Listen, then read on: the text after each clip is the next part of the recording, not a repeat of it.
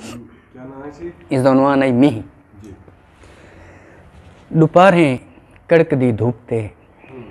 लहा चोले ते पा सुथना घरों चोरी निकल वञणा ते कहीं सुते हुए बुढ़ड़े ते पानी सट के मल वञणा ते यारां दा बना टोला मसीतां को धवा आवण खुदा को इंज मना आवण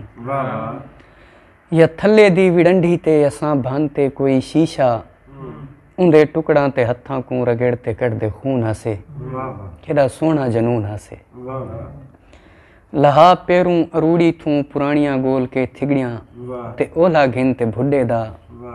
बने दे हासे हिक जोड़ा असां गुड्डी ते गुड्डे दा वला घर वंज ते हौले जे तमाकू वाले दबले छूं ते गोटा अपनी डाडी दा असां आंदे लुका हसे ते वाल गुड्डी ते गुड्डे खूं थाई लेंदे चभा हसे केड़े अनमोल नी हसे जो इंदियां हरकतां करते खुदा तू मंगदे मी हसे केड़े अनमोल नी हसे जो इंदियां हरकतां करते खुदा तू मंगदे मी हसे वो ॾींहुं नहीं रहे वो मींह नहीं रहे वो ॾींहुं नहीं रहे वो मींह नहीं रहे मगर हुण भी चढ़ण अलवी